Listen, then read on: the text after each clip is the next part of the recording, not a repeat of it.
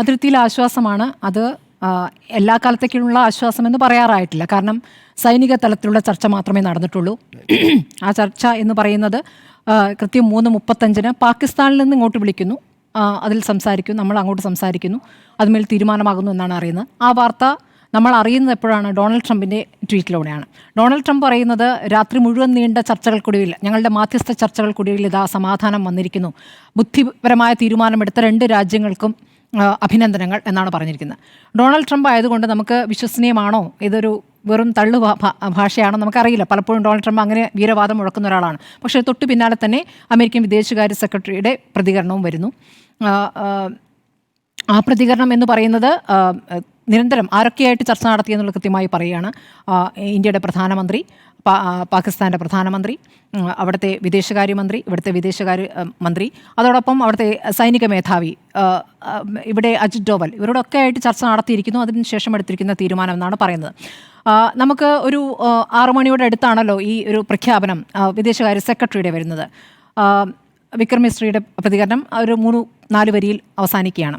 ആ പ്രതികരണം എന്ന് പറയുന്നത് വെടിനിർത്തലിലേക്ക് വന്നിരിക്കുന്നു എന്നുള്ളതാണ്. അത് വ്യോമ, കര, നാവിക മേഖലയിലൊന്നും ഇനി ഒരു തരത്തിലും ഏറ്റുമുട്ടലുണ്ടാകില്ല എന്ന കാര്യത്തിൽ തീരുമാനമായിരിക്കുന്നു. ഇനിയും അടുത്ത ഡിജിയുമ തലത്തിലുള്ള ചർച്ച എന്ന് പറയുന്നത് മറ്റന്നാൾ ആയിരിക്കും എന്നുള്ള കാര്യമാണ് പറയുന്നത്. ഇത്രയും കാര്യങ്ങൾ മാത്രമാണ് പറയുന്നത്. അപ്പോൾ നമുക്കിനി അറിയേണ്ട കാര്യങ്ങളിലേക്ക് കടക്കേണ്ട സമയമായിരിക്കുന്നു. കാരണം ഇതുവരെയും രാജ്യം ഒറ്റക്കെട്ടായി പ്രതിരോധം തീർക്കുകയായിരുന്നു. ഒരു തരത്തിലും എതിർ ശബ്ദങ്ങളില്ലാതെ വളരെ പക്വമായ സമീപനം ഇവിടെ സർക്കാരും അതോടൊപ്പം തന്നെ പ്രതിപക്ഷവും നടത്തിയിട്ടുണ്ട്. കാരണം പ്രധാനമന്ത്രി ആദ്യഘട്ടത്തിൽ നടത്തിയ അത് പുറത്ത് ഒരു പ്രസംഗത്തിലാണോ, ബീഹാറിലാണോ ഒരു പ്രസംഗം നടത്തേണ്ടത് എന്നുള്ള ചർച്ചകളൊക്കെ നടന്നെങ്കിൽ അത് പെട്ടെന്ന് തന്നെ അവസാനിച്ചു. അതിനുശേഷം പ്രധാനമന്ത്രി ആ കാര്യങ്ങൾ മുഴുവൻ സൈന്യത്തെ ഏൽപ്പിക്കുന്നു എന്ന് പറയുന്നു. സൈന്യമാണ് പിന്നെ എല്ലാ കാര്യങ്ങളും ചെയ്യുന്നത്. അതിനിടയ്ക്കുള്ള വീരവാദങ്ങളോ പ്രതികരണങ്ങളോ ഒന്നും ഇന്ത്യയുടെ ഭാഗത്തുനിന്നും ഒരു നേതാവിൻ്റെ ഭാഗത്തുനിന്നും ഉണ്ടായിട്ടില്ല. അതേസമയം പാകിസ്ഥാനിൽ നമ്മൾ തുടർച്ചയായി അത് കേൾക്കുകയും ചെയ്തിട്ടുണ്ടായിരുന്നു. അപ്പോൾ വളരെ പക്വമായ സമീപനം നമ്മൾ എടുക്കുന്നു. നോക്കൂ, ഇത് ആദ്യത്തെ ആക്രമണം ഉണ്ടാകുന്നത് ഇവിടെ പഹൽഗാമിൽ ആക്രമണം നടക്കുന്നത് എന്നാണ്? ഏപ്രിൽ 22-നാണ്. അതിന് കൃത്യം 15-ാം ദിവസമാണ് ഇന്ത്യ ഒരു തിരിച്ചടിയിലേക്ക് പോകുന്നത്. കാരണം ആ സംഭവത്തിന് ശേഷവും ഒരു തിരിച്ചടി എന്ന ആലോചനയിലേക്കല്ല, നിങ്ങൾ ഇനി ചെയ്യരുത് എന്ന രൂപത്തിലുള്ള പ്രതികരണങ്ങളാണ് ഇന്ത്യ നടത്തിയിരുന്നത്. പക്ഷേ വീണ്ടും അതിർത്തിയിൽ നിരന്തരമായ പ്രകോപനങ്ങൾ ഉണ്ടായതിൻ്റെ പശ്ചാത്തലത്തിലാണ് ഒരു 15-ാം ദിവസം ഒരു തിരിച്ചടി എന്ന തീരുമാനത്തിലേക്ക് ഇന്ത്യ എത്തുന്നത്. ആ തിരിച്ചടി നടത്തുന്നത് എവിടേക്കാണ്? പാകിസ്ഥാൻ്റെ സൈനിക കേന്ദ്രങ്ങളിലേക്കും അവിടുത്തെ ഭീകരരുടെ താവളങ്ങളിലേക്കുമാണ് ആക്രമണം നടത്തിയത്. അതിൽ 70ഓളം ഭീകരർ കൊല്ലപ്പെട്ടെന്ന് പറയുന്നു. ഇന്നിപ്പോൾ 5 ഭീകരരുടെ പേരുകളടക്കം പുറത്തു വരുന്നു. ഇതൊക്കെ നമ്മൾ ചെയ്യുന്നുണ്ട്. അതേസമയം പാകിസ്ഥാൻ അവിടെ നിന്നും തെറ്റായ വിവരങ്ങൾ പറയുന്നു. ഇന്നിപ്പോൾ 2 തവണ വാർത്താസമ്മേളനം നടത്തുന്നുണ്ടല്ലോ സൈനിക വൃത്തങ്ങൾ. 2 തവണത്തെ വാർത്താസമ്മേളനത്തിലും ആവർത്തിച്ച് പറയുന്ന തെറ്റായ വിവരങ്ങൾ പാകിസ്ഥാൻ തുടർച്ചയായി പറയുന്നു. അത് തെറ്റാണെന്ന് തെളിയിക്കുന്ന കാര്യങ്ങൾ നമ്മൾ വാർത്താസമ്മേളനത്തിലൂടെ അറിയിക്കുന്നു. ഇന്നിപ്പോൾ വാർത്താസമ്മേളനം നടത്തിയിരിക്കുന്ന 3 സൈനിക ഉദ്യോഗസ്ഥർ എന്ന് പറയുന്ന സോഫിയ ഖുറേഷി, വ്യോമിക സിംഗ്, ഒപ്പം തന്നെ മലയാളിയായ രഘു ആർ നായർ, ഇവർ 3 പേരാണ് ഇന്ന് മാധ്യമങ്ങളെ കണ്ടത്.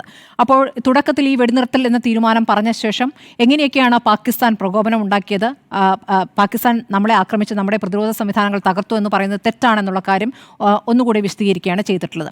അതേസമയം നമ്മൾ സുസജ്ജമാണ്. ഇന്ന് രാവിലെ നടത്തിയ വാർത്താ സമ്മേളനത്തിൽ പറഞ്ഞ് ഇന്ത്യയിലേക്ക് അവർ കടന്നിരിക്കുന്നു, ഇന്ത്യ ലക്ഷ്യമിട്ട് പാക് സേന വന്നുകൊണ്ടിരിക്കുകയാണ്. അപ്പോൾ ഏത് ഘട്ടത്തിലും സുസജ്ജമാണ് നമ്മൾ തിരിച്ചടി നൽകാൻ അല്ലെങ്കിൽ പ്രതിരോധിക്കാൻ എന്ന് പറയുന്നു. വൈകുന്നേരമായപ്പോഴേക്കും നമ്മൾ കേൾക്കുന്ന പ്രതികരണം എന്നുള്ളത് ഇനിയുള്ള ഏത് ഭീകരാക്രമണത്തെയും ഇന്ത്യ യുദ്ധമായി കണക്കാക്കുമെന്നുള്ളതാണ്. യുദ്ധം എന്ന് പറഞ്ഞാൽ ആ യുദ്ധത്തിന് യുദ്ധമായി തന്നെ മറുപടി നൽകുമെന്നുള്ളതാണ്. ഈ പ്രതികരണം നടത്തുമ്പോഴും അപ്പുറത്ത് ചർച്ചകൾ നടക്കുന്നുണ്ടായിരുന്നു. ഇപ്പോൾ അമേരിക്ക മാധ്യസ്ഥം വഹിച്ചിട്ടില്ല എന്ന് ഇന്ത്യക്ക് പറയാൻ പറ്റുമോ? ഇല്ല. നമ്മുടെ വിദേശകാര്യ മന്ത്രി ഇത് പറയുമ്പോൾ പാകിസ്ഥാൻ വിളിച്ചപ്പോൾ നമ്മൾ സംസാരിച്ചു എന്ന രൂപത്തിൽ പറയുന്നു. പക്ഷേ അമേരിക്ക അതിൽ ഇടപെട്ടിട്ടുണ്ടെന്നുള്ള കാര്യം വ്യക്തമാണ്. നമ്മൾ ഈ കാര്യത്തിൽ ലോകരാജ്യങ്ങളിൽ പിന്തുണ തേടിയിരുന്നു, ആക്രമണത്തിൻ്റെ പശ്ചാത്തലത്തിൽ പിന്തുണ നേടിയിരുന്നു. പക്ഷേ ഒരു മാധ്യസ്ഥം നമ്മൾ ആഗ്രഹിച്ചിട്ടില്ല. മാധ്യസ്ഥം എന്നുള്ളത് ഇന്ത്യയെ സംബന്ധിച്ച് നടാടെയുള്ള കാര്യമാണ്. ഇന്ത്യ ഒരു കാലഘട്ടത്തിലും കശ്മീർ വിഷയത്തിൽ ഇന്ത്യ തന്നെ തീരുമാനിക്കുക അല്ലെങ്കിൽ ആഭ്യന്തര ഉഭയകക്ഷി ചർച്ചകൾ അതല്ലാതെ മറ്റൊരു രാജ്യത്തെ ഇടപെടിച്ചിട്ടില്ല, അല്ലേ? ഇതിൽ നമ്മൾ പിന്തുണ തേടിയിരുന്നത് ഈ ആക്രമണം നടത്തുമ്പോൾ അപലപിക്കുക, പാകിസ്ഥാൻ സഹായം ചെയ്യാതിരിക്കുക, നമ്മുടെ ഉപരോധങ്ങളെ എതിർക്കാതിരിക്കുക, ഇതൊക്കെയാണ് നമ്മൾ ഉദ്ദേശിച്ചിട്ടുള്ളത്. പക്ഷേ ഇതിൽ ഒരു മാധ്യസ്ഥം വഹിച്ചിട്ടുണ്ട്. ആ മാധ്യസ്ഥം വഹിച്ചിട്ടുണ്ട് വളരെ പെട്ടെന്ന് തന്നെ ട്രംപ് പറയുകയാണ്. ട്രംപ് പല കാര്യങ്ങളാൽ രാജ്യത്തിനകത്ത് അമേരിക്കയിൽ നടത്തിയിരിക്കുന്ന പല തീരുമാനങ്ങളിലും അല്ലെങ്കിൽ മറ്റ് രാജ്യങ്ങളുമായി എടുത്തിരിക്കുന്ന പല കരാറുകളുമായി ബന്ധപ്പെട്ടൊക്കെ ഒരു ചീത്തപ്പേര് കേൾക്കുന്നതിനിടയിലാണ് ഇങ്ങനൊരു മാധ്യസ്ഥം വഹിച്ചു എന്നൊരു അമേരിക്കയ്ക്ക് അല്ലെങ്കിൽ ട്രംപിന് വലിയ അഭിനന്ദനം നേടിക്കൊടുക്കുന്ന ഒരു തീരുമാനം അവിടെ പ്രഖ്യാപിച്ചിരിക്കുന്നത്. അപ്പോൾ അതിലൊരു വ്യക്തത വേണ്ടതുണ്ട്. നമ്മൾ ഇപ്പോൾ 71 ഇതേ രൂപത്തിൽ തന്നെ അമേരിക്ക നമ്മുടെ കാര്യത്തിൽ ഇടപെട്ടതാണ്. പാകിസ്ഥാന് വേണ്ടിയിട്ട് അന്ന് റിച്ചാർഡ് നിക്സൺ സംസാരിച്ചു പാകിസ്ഥാന് വേണ്ടിയിട്ട് ഇന്ദിരാഗാന്ധിയോട്. അന്ന് ഇന്ദിരാഗാന്ധി പറഞ്ഞു ഞങ്ങളുടെ കാര്യം നോക്കാൻ ഞങ്ങൾക്കറിയാം, ഇടപെടരുത് എന്ന് പറഞ്ഞിട്ടുണ്ട്. അപ്പോൾ നമ്മൾ ആഭ്യന്തര കാര്യങ്ങൾ അല്ലെങ്കിൽ ഉഭയകക്ഷി കാര്യങ്ങൾ മറ്റു രാജ്യങ്ങളിൽ ഇടപെടിക്കാറില്ല. അങ്ങനെ ഇടപെട്ടിട്ടുണ്ടോ എന്നുള്ള കാര്യം അറിയേണ്ടതുണ്ട്. അങ്ങനെയെങ്കിൽ എന്താണ് ആ ഉപാധി?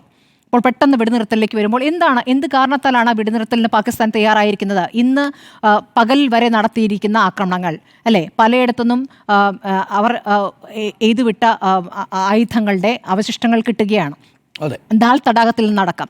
അപ്പോൾ അതുവരെ ഇന്ന് സംഭവിച്ചിരിക്കുന്നു. നമ്മുടെ കൊച്ചു കുട്ടികളടക്കം മരിച്ചിരിക്കുന്നു കശ്മീരിൽ. സ്കൂളിന് നേരെ ആക്രമണം നടന്നിരിക്കുന്നു. കിടന്നുറങ്ങിയായിരുന്ന സർക്കാർ ഉദ്യോഗസ്ഥൻ മരിച്ചിരിക്കുന്നു കശ്മീരിൽ. ഇതൊക്കെ ഇന്നലെ രാത്രി സംഭവിച്ച കാര്യങ്ങളാണ്. അപ്പോൾ എന്താണ് അവർക്ക് പെട്ടെന്നൊരു മാനസാന്തരം വരുന്നത്? മാനസാന്തരം അല്ലെങ്കിൽ എന്ത് ഉപാധിയിലാണ് അവരത് വേണ്ട എന്ന് വെച്ചിരിക്കുന്നത്? പാകിസ്ഥാനിലെ ആഭ്യന്തര സംഘർഷങ്ങൾ ഒരു കാരണമായി പറയാം. അവിടെ ഇപ്പോൾ ഈ പറയുന്ന ബലൂചിസ്ഥാൻ അല്ലെ, അവരുടെ ബലൂച്ച് ലിബറേഷൻ ആർമിയുടെ പ്രതിഷേധം അവിടെ ഒരു വശത്ത് നടക്കുന്നു. അതോടൊപ്പം തന്നെ ഇമ്രാൻഖാനെ പുറത്തിറക്കണം എന്ന് പറഞ്ഞുകൊണ്ട് തെഹ്രീക്ക് ഇൻസാഫിന്റെ പ്രതിഷേധ പ്രകടനങ്ങൾ നടക്കുന്നു. പക്ഷെ ഇതൊന്നും പാകിസ്ഥാന് പുതുമയുള്ള കാര്യമല്ലെന്നേ. ഇത് അങ്ങനെ തന്നെ ആഭ്യന്തര സംഘർഷം അവിടെ തുടരുന്നുണ്ട്. അതിൽ നിന്ന് ശ്രദ്ധ തിരിക്കാനാണ് യഥാർത്ഥത്തിൽ ഇന്ത്യയിലേക്ക് ആക്രമണം നടത്തിയിരിക്കുന്നത്. അപ്പോൾ ഇത് ഇന്നും ഇന്നലെയോ സംഭവിച്ചിരിക്കുന്ന കാര്യമല്ല. അപ്പോൾ അത് അവിടെ നടക്കുന്നുണ്ട്. അതിന്റെ അടിസ്ഥാനത്തിൽ പെട്ടെന്നൊരു തീരുമാനത്തിലേക്ക് പാകിസ്ഥാൻ വന്നതല്ല.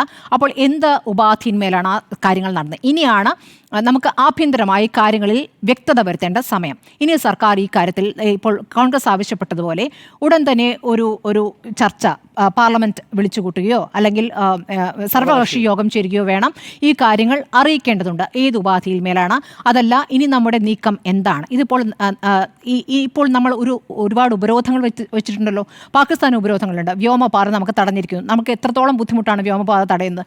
അതേസമയം നമ്മളിവിടെ സിന്ധു നദീജല കരാർ താൽക്കാലികമായി മരവിപ്പിച്ചിരിക്കുന്നു. അപ്പോൾ അതിനുമേൽ തീരുമാനമുണ്ടോ? അതൊക്കെ അതേപോലെ തുടരുകയാണോ? ഇതിലൊക്കെ ആ വ്യക്തതകളാണ് ഇനി ലഭിക്കേണ്ടത്.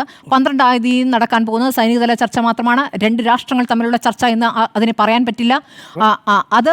അതിൽ ഇനി മുന്നോട്ട് എങ്ങനെയാണ് പോകുന്നതെന്ന് അറിയണം. ഒപ്പം തന്നെ നമ്മളെ സംബന്ധിച്ച് നമ്മളെ ആക്രമിച്ച് നമ്മുടെ സാധാരണക്കാരായ 26 പേരെ കൊന്ന ആ ഭീകരരെ നമുക്ക് കിട്ടണം അല്ലേ?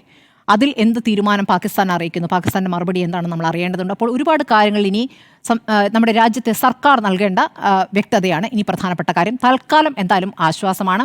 പാകിസ്ഥാനെ വിശ്വസിക്കാൻ പറ്റില്ല. അതിർത്തിയിൽ എത്രയോ വട്ടം ചർച്ചകൾ നടത്തിയ ശേഷവും അതിർത്തിയിൽ പലതവണ പ്രകോപനം ഉണ്ടായിട്ടുണ്ട്. അത് ഭീകരരുടെ പ്രകോപനമാണ് എന്ന് പറയും. അതേസമയം ഭീകരരുടെ ശവസംസ്കാര ചടങ്ങുകളിൽ പങ്കെടുക്കുകയും ചെയ്യും സൈനിക മേധാവി അടക്കം. ഇതൊക്കെ നമ്മൾ ഈ ദിവസങ്ങൾ കാണുന്നത്. ഈ 5 ഭീകരരെ കൊന്നപ്പോൾ അതിൽ ഒരു ഭീകരന്റെ കബറടക്ക ചടങ്ങിൽ പങ്കെടുത്തത് സൈനിക മേധാവി തന്നെയാണ്. അതാ.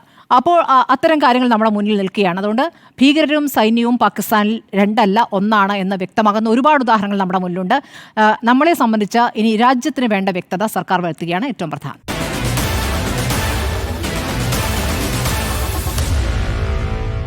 Meet the editors.